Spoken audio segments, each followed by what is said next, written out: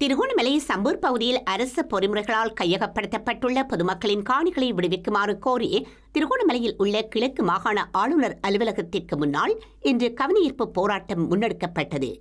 சம்பூர் சூரிய மின்சக்தி நிலையம் விதுர கடற்படை முகாமுக்காக சுவீகரிக்கப்பட்ட மக்களின் காணிகள் 2007ஆம் ஆண்டு அரசு உடைமையாக்கப்பட்ட காணிக்கான உரித்துடைமையை மக்களுக்கு வழங்குமாறு கோரியும் கவனஈர்ப்பு போராட்டம் முன்னெடுக்கப்பட்டது. ஆர்ப்பாட்டத்தில் ஈடுபட்டோர் கிழக்கு மாகாண ஆளுநர் அலுவலகத்திற்கு சென்று கிழக்கு மாகாண ஆளுநரின் பொதுமக்கள் தொடர்பாடல் உத்தியோகத்தரிடம் மனு ஒன்றினை கையளித்த பின்னர் கவனஈர்ப்பு போராட்டம் நிறைவடைந்தமை குறிப்பிடத்தக்கது. தேவைக்கு என்ன கடலோரமா இடங்கள் இருக்கு, அவங்க இருக்கலாம், இருந்துட்டு எங்கட காணிய ஒதுக்குப்புறமா தரலாம். சம்பந்தையா சொன்னவர், நீங்க குடியேறி இருங்க, உங்களுக்கு அந்த காணியை நான் எடுத்து தாரத்துக்கு தான் எல்லாம் ஒழுங்கு செய்து கொண்டிருக்கிறேன்னு சொன்னேன்.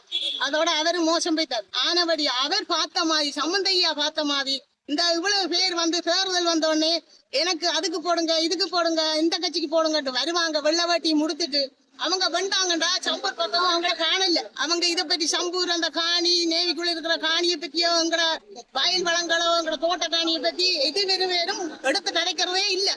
நாங்களும் தான் டிவியில பாக்குறோம், செய்தி பாக்குறோம். இப்ப போனில எல்லாம் சம்பூரை பத்தி யாருமே கதைக்கிறாங்க இல்ல. நாங்க இப்ப குடியேறி ஒரு துண்டுக்கு என்ன 108 ஏக்கர் காணி அதுக்குள்ள இருக்குது. அதுல அவங்க எங்களுக்கு இப்ப எனக்கு எல்லாம் 5 ஏக்கர் காணி, எனக்கு அதுல 2 ஏக்கர் தந்தாலும் நான் சரி என்று ஏற்றுக்கொண்டு நாங்க அது வழியை பார்த்துக்கிட்டு தோட்டம் செய்து பையப்பையா அவங்களோட பழகி கிளவி பிள்ளைகளும் எங்களை மருமகனுக்கெல்லாம் நல்ல சிங்களம் தெரியும், காய்ச்சி கீச்சி கொண்டாடி நாங்க அதுக்குள்ள பூந்துருவோம்.